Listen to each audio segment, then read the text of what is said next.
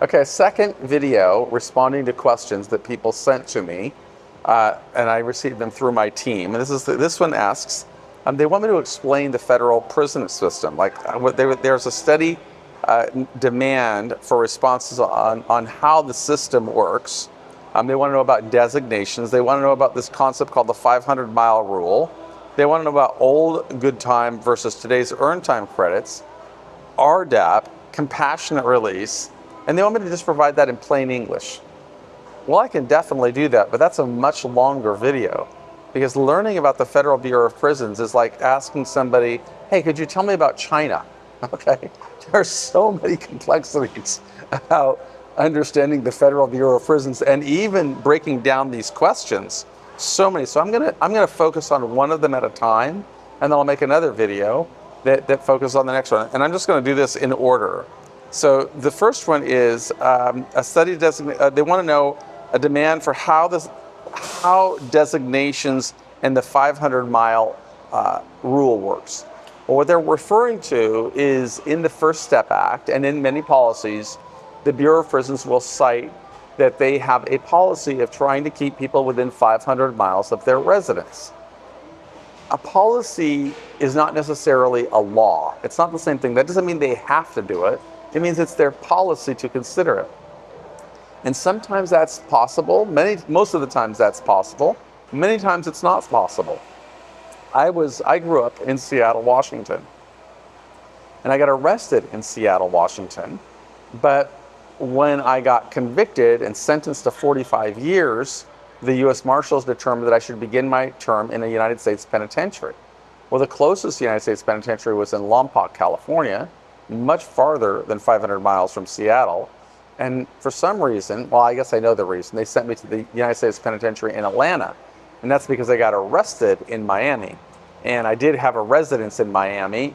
And so they assumed I was going to return to Miami when I finished serving my prison term. Well, I didn't return to Miami, but I started there at the United States Penitentiary in Atlanta, which I guess was the closest prison to Miami. I don't know the exact mileage, but I assume it was farther than 500 miles. I could be wrong.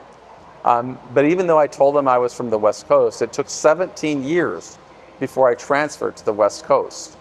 It's just very difficult sometimes to get the Bureau of Prisons to activate what's called a closer to release transfer. But of course, I went to prison during a very different era. It was 1987 when I was arrested, and at that time there were far fewer people in federal prison.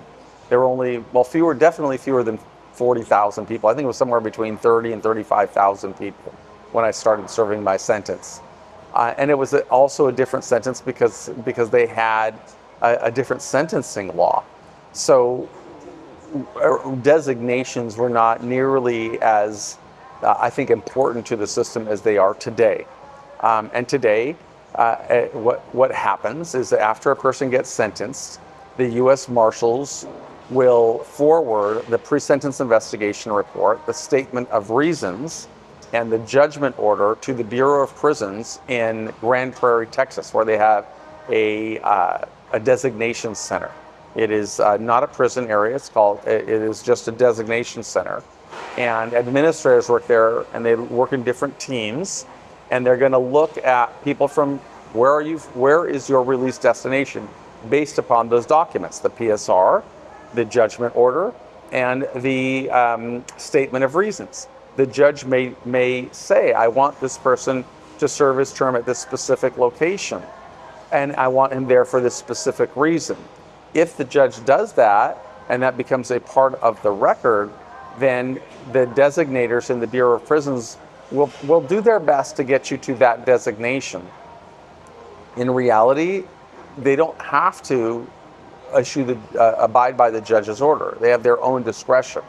And they will sentence you to a prison in accordance not only with your release address, not only with your 500 miles of release, but also they will consider something that's called the needs of the institution.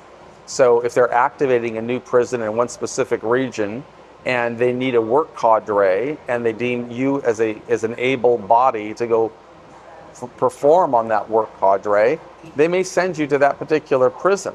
If there's a particular program in a prison that the judge recommends, they may send you to that prison, and it may not be close to the 500 miles. If there is no prison within 500 miles, they may send you to the next closest prison.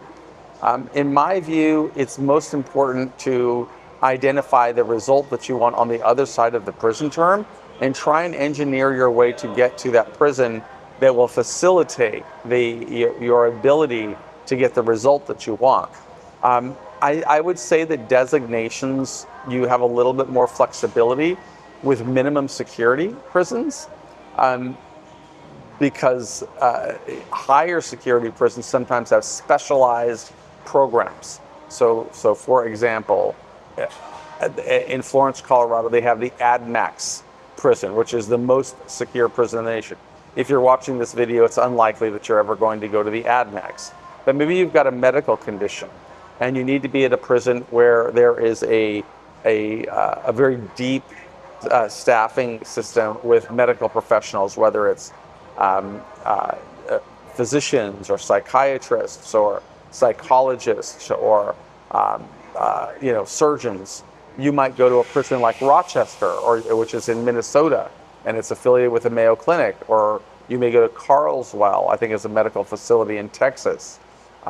There's Devens in Massachusetts. There's Butner in North Carolina. Those have specialized needs, and those needs are for people that have some type of medical condition that requires that special attention.